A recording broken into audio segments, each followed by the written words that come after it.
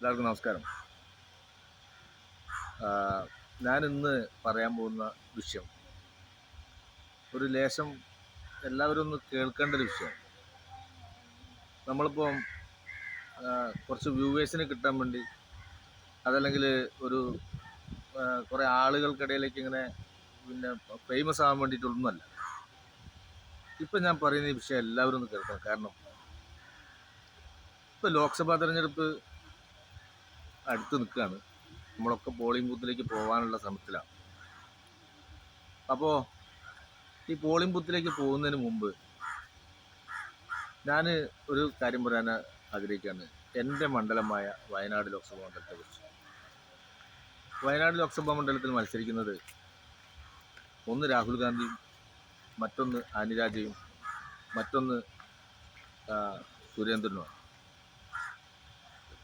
അപ്പം ഈ ശ്രീ രാഹുൽ ഗാന്ധി കഴിഞ്ഞ പ്രാവശ്യം അവിടെ മത്സരിച്ച് ജയിച്ച ആളാണ്.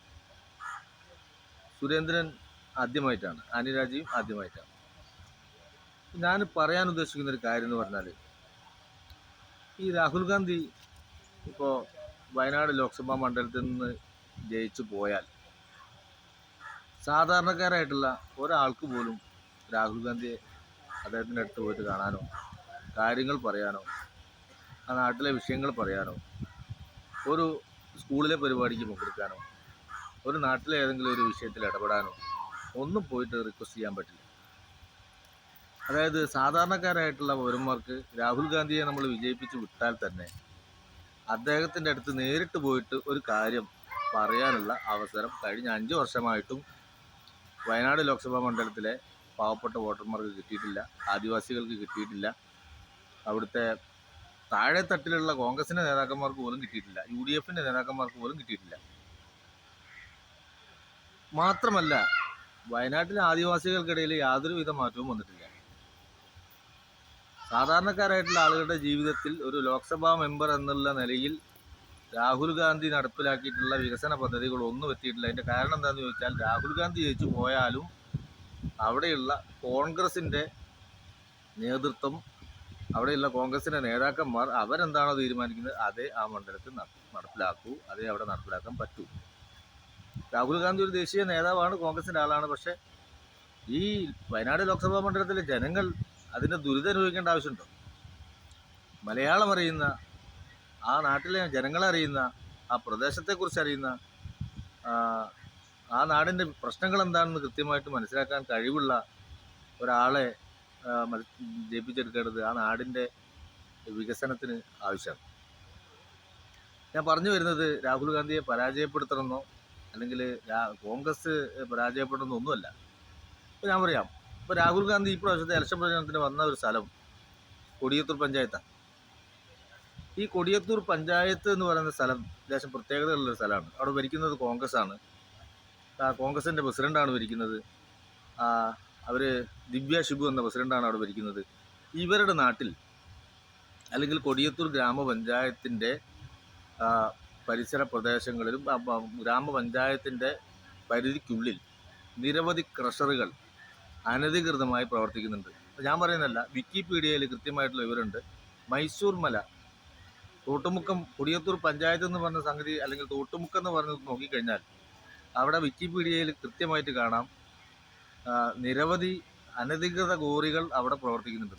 ക്രഷറുകൾ എന്ന് പറഞ്ഞാൽ, പണ്ട് സ്വർണം ഖനനം ചെയ്യാൻ വേണ്ടിയിട്ട് മൈസൂറുള്ള ശ്രീ രംഗശേഷാസ്ത്രി ഹിൽസ് എന്ന് പറയുന്ന കമ്പനി ബ്രിട്ടീഷുകാരുടെ കയ്യിൽ നിന്നും പാട്ടത്തിനെടുത്തിട്ടുള്ള 2400-ൽ പരം ഏക്കർ ഭൂമി, ആ ഭൂമിയിലുള്ള ഇപ്പോഴും കണ്ടെത്താത്ത 700 ഏക്കറോളം വരുന്ന പാറയിൽ അനധികൃതമായി രേഖകൾ ഉണ്ടാക്കി ആ പ്രദേശത്ത് ജീവിക്കുന്ന ആൾക്കാർക്ക് പോലും പട്ടയം കിട്ടാത്ത അവസ്ഥ നിലവിലുള്ളപ്പം രേഖകൾ ഉണ്ടാക്കി അവിടെ അനധികൃതമായി മൈനിങ് നടത്തിക്കൊണ്ടിരിക്കുന്ന, അല്ലെങ്കിൽ രണ്ടാമത്തെ KGF എന്ന് വേണമെങ്കിൽ നമുക്ക് മൈസൂർ മലയെക്കുറിച്ച് പറയാൻ പറ്റും. ഇത്തരമൊരു സാഹചര്യവും ഇത്തരമൊരു സംഗതിയും അവിടെ നടക്കുമ്പോൾ ഇതിനെതിരെ ഈ രാഹുൽ ഗാന്ധി കഴിഞ്ഞ 5 വർഷക്കാലം അവിടെ ഉണ്ടായിട്ടും ഒന്നും ചെയ്യാൻ സാധിച്ചിട്ടില്ല എന്ന് മാത്രമല്ല, അവിടെ ജീവിച്ചിരിക്കുന്ന ആദിവാസികൾ ഉൾപ്പെടെയുള്ള ആളുകളെ ആ പ്രദേശത്ത് നിന്നും കുടിയൊഴിപ്പിക്കപ്പെട്ടിട്ടുണ്ട്. നിരവധി ഇതിനെതിരെ സംസാരിക്കുന്ന ആളുകളെ കള്ളക്കേസ് കൊടുക്കുകയോ അതല്ലെങ്കിൽ മദ്യത്തിൽ അടിമപ്പെടുത്തുകയോ അമിതമായി മദ്യം കൊടുത്ത് അവരെ പിന്നെ ആ, പിന്നെ മദ്യത്തിന് അഡിക്റ്റാക്കി മാറ്റി, അതല്ലെങ്കിൽ പണം കൊടുത്ത് അവരെ വശീകരിച്ച് ഒരു കഴിവില്ലാത്തവരാക്കി മാറ്റി ചിത്രീകരിച്ച് അവസാനം ഭ്രാന്തന്മാരാക്കി മാറ്റി ഭ്രാന്താശുപത്രിയിൽ അടയ്ക്കുകയോ തുടങ്ങിയിട്ടുള്ള അതിക്രൂരമായിട്ടുള്ള പ്രവർത്തനങ്ങൾ ആ നാട്ടിൽ കൂടി നടക്കുന്നുണ്ട്. അതിന് കോൺഗ്രസും ഈ പറയുന്ന UDF-ഉം ഈ പറയുന്ന ഇടതുപക്ഷവും ഒക്കെ അതിന് കൂട്ടു നിൽക്കുന്നുണ്ടെന്നുള്ളത് നഗ്നമായിട്ടുള്ളൊരു സത്യമാണ്. അപ്പോൾ നിങ്ങൾക്ക് നോക്കിയാൽ അറിയാം, മീഡിയകൾ ഇത് കാണാത്തതുകൊണ്ടല്ല. കാരണം ഇന്ന് ഏറ്റവും കൂടുതൽ വരുമാനമുള്ള ഒരു സംവിധാനം എന്ന് പറയുന്നത് ഒന്ന് കോറിയും പിന്നൊന്ന് ബാറുമാണ്. അതിൽ ഏറ്റവും കൂടുതൽ വരുമാനമുള്ള കോറി എന്ന് പറയുന്ന ഈ സംവിധാനം അവിടെ കൊടിയത്തൂർ പഞ്ചായത്തിൽ യഥേഷ്ടം മിച്ചഭൂമിയിൽ ഗവൺമെൻറ്റിൻ്റെ ഭൂമിയിൽ പ്രവർത്തിക്കുന്നത് ഈ ഒരു പാർട്ടിക്കാരും കണ്ടിട്ടില്ല. അവിടെ നിരവധി ട്രൈബൽസ് ആ ഭാഗങ്ങളിൽ താമസിക്കുന്നുണ്ട്. നിങ്ങൾ ഗൂഗിൾ മാപ്പ് എടുത്ത് നോക്കിക്കഴിഞ്ഞാൽ നിങ്ങൾക്ക് കാണാൻ പറ്റും. അതല്ലെങ്കിൽ ഗൂഗിളിൽ നിങ്ങൾ പരിശോധിച്ച് കഴിഞ്ഞാൽ നിങ്ങൾക്ക് ആ ഭൂമി തന്നെ നിങ്ങൾക്ക് കാണാൻ പറ്റും. ഗൂഗിൾ എർത്തിൽ നിങ്ങൾക്ക് കാണാൻ പറ്റും. വലിയ വലിയ ഗർത്തങ്ങൾ കാണാൻ പറ്റും ഒരു പ്രദേശത്ത്. അപ്പം ഈ ഇടതുപക്ഷമാണ്, UDF ആണെങ്കിലും LDF ആണെങ്കിലും സാധാരണക്കാരുടെ ജീവിതത്തിൽ യാതൊരു മാറ്റവും അവിടെ വരുന്നില്ല എന്നുള്ളത് നഗ്നമായിട്ടുള്ള സത്യമാണ്. ആദിവാസികളുടെ ഭൂമി മേടിക്കുന്നില്ല, പകരം അവരെ അവിടുന്ന് മാറ്റി മറ്റു സ്ഥലത്ത് വീട് വെച്ചു കൊടുത്ത് താമസിപ്പിക്കുകയും അവരുടെ പിന്നെ ജീവിതം പിന്നെ ഇഴചേർന്ന് നിൽക്കുന്ന പ്രദേശത്തു നിന്നും അവരെ തന്ത്രപരമായി മാറ്റി ഖനനം എളുപ്പമാക്കി മാറ്റുകയും ചെയ്യുന്ന പ്രവൃത്തിയും അവിടെ നടന്നുകൊണ്ടിരിക്കുന്നുണ്ട്. പല കോൺഗ്രസിൻ്റെ നേതാക്കന്മാരും അവിടെ ബ്രോക്കർമാരാണ്. പല ഇടതുപക്ഷത്തിൻ്റെ നേതാക്കന്മാരും അവിടെ ഈ കോറി മാഫിയയുടെ ബ്രോക്കർമാരാണ്. അതായത് കോടിക്കണക്കിന് രൂപ മറിയുന്ന വലിയൊരു കൊള്ളയ്ക്ക് കൂട്ടു നിൽക്കുന്ന ഇടതുപക്ഷവും വലതുപക്ഷവും ഉള്ള വയനാട് ലോക്സഭാ മണ്ഡലത്തിൽ ഈ പ്രദേശത്ത് വന്നിറങ്ങിയ രാഹുൽ ഗാന്ധിക്ക് ഈ കാര്യം അറിയോ? രാഹുൽ ഗാന്ധി ഇങ്ങനൊരു കാര്യം പോലും അറിയില്ല. ഇനി മറ്റൊരു കാര്യം പറയാം. ഈ അനധികൃതമായ മൈനിങ് നടക്കുന്ന പ്രദേശത്തൊക്കെ എംസാൻഡ് യൂണിറ്റുകളുണ്ട്. എംസാൻഡ് യൂണിറ്റുകൾക്ക് ആവശ്യത്തിൽ കൂടുതൽ വെള്ളം വേണം. വെള്ളമുണ്ടെങ്കിൽ മാത്രമേ ഈ കരിങ്കല്ല് പൊടിച്ച് എംസാൻഡാക്കി മാറ്റാൻ പറ്റൂ. ഈ ആവശ്യത്തിൽ കൂടുതൽ ജലം അവിടെ ഇല്ലാത്തൊരു പ്രദേശമാണ്. ഇവർ പറയുന്നത് പുറത്തു നിന്നും ജലം കൊണ്ടുവരുന്നതാണ്. അല്ല, അവിടെയുള്ള എല്ലാ കുടിവെള്ള സ്രോതസ്സുകളുടെയും തുമ്പത്ത് ഓരോ ക്രഷറുകൾ പ്രവർത്തിക്കുന്നുണ്ട്. ഇപ്പം ആ ജലസ്രോതസ്സുകൾ അവിടെ നഷ്ടപ്പെട്ടുകൊണ്ടിരിക്കുകയാണ്, അല്ലെങ്കിൽ ജലം അവിടെ കിട്ടാതായിക്കൊണ്ടിരിക്കുകയാണ്. ഇപ്പം നിങ്ങൾക്ക് പോയി നോക്കിയാൽ കാണാം, മാടാമ്പി പോലുള്ള പ്രദേശങ്ങൾ, ആ പ്രദേശങ്ങളിലെ ജനങ്ങൾ കുടിക്കാനുള്ള വെള്ളമില്ലാതെ അല്ലെങ്കിൽ വസ്ത്രം കഴുകാനുള്ള വെള്ളമില്ലാതെ ആ പ്രദേശത്ത് ജീവിക്കുന്ന ജനങ്ങൾ അവരുടെ മക്കളെ അവരുടെ കുടുംബക്കാരുടെ വീട്ടിലേക്ക് അല്ലെങ്കിൽ അവരുടെ സ്ത്രീകളെയും കുട്ടികളെയൊക്കെ മറ്റ് സ്ഥലങ്ങളിലേക്ക് മാറ്റി പാർപ്പിക്കുകയാണ്. എന്നും വണ്ടിയിൽ വരുന്ന ഒരു ജലം മാത്രമാണ് അവിടെയുള്ള ആളുകൾക്ക് സ്ഥിരമായി കിട്ടിക്കൊണ്ടിരിക്കുന്ന ഒരു വെള്ളം എന്ന് പറയുന്നത്. അതും ഈ കോറി മുതലാളിമാരുടെ പിന്നെ corporate social responsibility fund CSR fund ഉപയോഗിച്ച് കൊടുക്കുന്ന ജലമാണ്. പിന്നെ ഇപ്പോൾ ആ നാട്ടിലുള്ള ആളുകൾക്കുള്ള ഏതൊരു ആശ്രയം എന്ന് പറയുന്നത്. ഇതൊന്നും രാഹുൽ ഗാന്ധി കാണുന്നു. രാഹുൽ ഗാന്ധി ഇത് അറിയുന്നില്ല. കാരണം എന്താണെന്ന് വെച്ചാൽ അയാൾക്ക് ഈ സാധാരണക്കാരൻ്റെ പ്രശ്നങ്ങൾ കേൾക്കാൻ പറ്റുന്നില്ല. ഇവിടെ ഇടയ്ക്കുള്ള ഇടനിലക്കാർ പറയുന്ന കാര്യങ്ങൾ കേട്ട് മനസ്സിലാക്കിയാണ്. അതേ ഒരു മോശക്കാരനാണെന്ന് ഒന്നല്ല ഞാൻ പറഞ്ഞത്. കേട്ട് മനസ്സിലാക്കി പ്രവർത്തിക്കാനേ പറ്റൂ. മാത്രമല്ല, ജനങ്ങൾക്കിടയിലേക്ക് ഇറങ്ങി വന്ന് ജനങ്ങളുടെ പ്രശ്നം എന്താണ് എന്ന് ചോദിച്ച് മനസ്സിലാക്കാൻ അദ്ദേഹത്തിന് ഒരിക്കലും പറ്റില്ല. കാരണം ഒരുപാട് പ്രശ്നങ്ങൾ, സെക്യൂരിറ്റി പ്രോബ്ലംസ്, അല്ലെങ്കിൽ സാധാരണക്കാരായിട്ടുള്ള ആളുകളുടെ അടുത്തേക്ക് വരാൻ പറ്റാത്ത പലതരം പ്രശ്നങ്ങൾ, അല്ലെങ്കിൽ വരാൻ സമ്മതിക്കാത്തതിൻ്റെ കാരണങ്ങളൊക്കെ ഈ രാഹുൽ ഗാന്ധി അവിടെ മത്സരിച്ച് ജയിച്ച സമയത്ത് ഇപ്പം നമ്മൾ അനുഭവിച്ചുകൊണ്ടിരിക്കുന്നതാണ്. ആ ബുദ്ധിയുള്ള വോട്ടർമാർ ഒരു കാര്യം മനസ്സിലാക്കണം, ഇത്തരം വിഷയങ്ങൾ ഇവിടെ ഉണ്ട്. ഇപ്പോൾ കോൺഗ്രസിൻ്റെ നേതാക്കന്മാർ തന്നെയാണ് പലരും ഈ പറയുന്ന ക്രഷർ കോറി മുതലാളിമാരുടെ മാഫിയയ്ക്ക് പിന്നെ ചുക്കാൻ പിടിച്ചു കൊടുക്കുന്നതും ഈ വെള്ളം സപ്ലൈ ചെയ്യുന്നതും അതിന് കോറിക്കാരെ കയ്യിൽ നിന്ന് പണം വാങ്ങുന്നതും ഒക്കെ കോൺഗ്രസിൻ്റെ നേതാക്കന്മാരാണ്.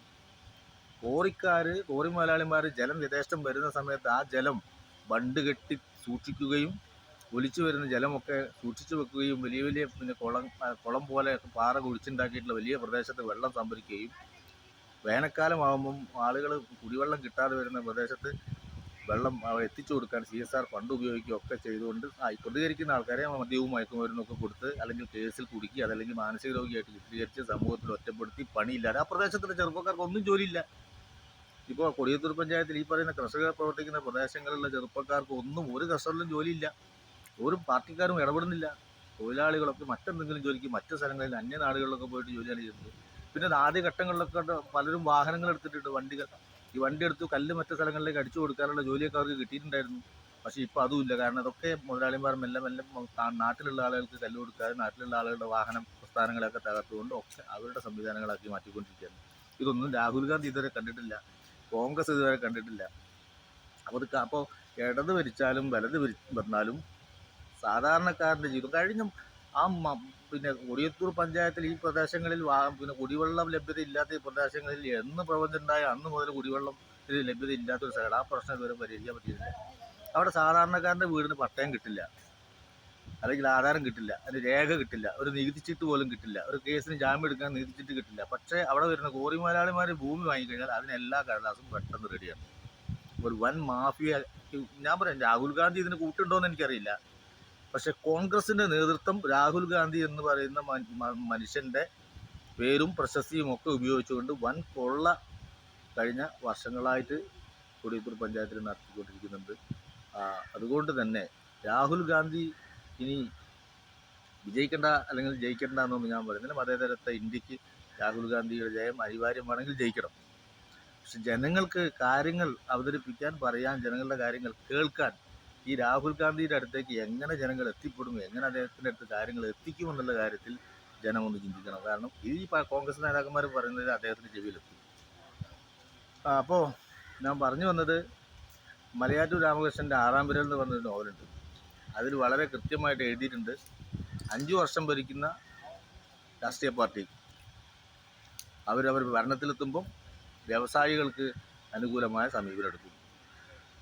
അത് കഴിഞ്ഞ് തെരഞ്ഞെടുപ്പ് വരുന്ന സമയത്ത് വ്യവസായികൾ അവരെ സഹായിക്കുന്ന രാഷ്ട്രീയ പാർട്ടികൾക്ക് അനുകൂലമായ സമീപനമെടുക്കും. രാഷ്ട്രീയക്കാരും ബിസിനസ്സുകാരും അതിന് കൂട്ടു നിൽക്കുന്ന പിന്നെ ബ്യൂറോക്രാറ്റുകളും അതിന് വേണ്ട അതുമായി ചേർന്ന് നിൽക്കുന്ന ഗുണം കിട്ടുന്ന ഉദ്യോഗസ്ഥരും എല്ലാവരും കൂടി സാധാരണക്കാരായിട്ടുള്ള ജനങ്ങളെ നിരന്തരം പറ്റിച്ചുകൊണ്ടിരിക്കുകയാണ്. അത്തരമൊരു പറ്റിക്കൽ വീണ്ടും നടക്കാൻ വേണ്ടി പോവുകയാണ്. അത് ജനങ്ങളൊന്ന് കരുതിയിരിക്കണം എന്ന് മാത്രം പറഞ്ഞുകൊണ്ട് ഞാൻ എൻ്റെ വാക്കുകൾ അവസാനിപ്പിക്കാറ്. പിന്നെ നിങ്ങൾ ആരെങ്കിലും ഈ വീഡിയോ കാണുന്നുണ്ടെങ്കിൽ ഇതൊന്ന് എല്ലാവർക്കും ഷെയർ ചെയ്ത് കൊടുക്കണം.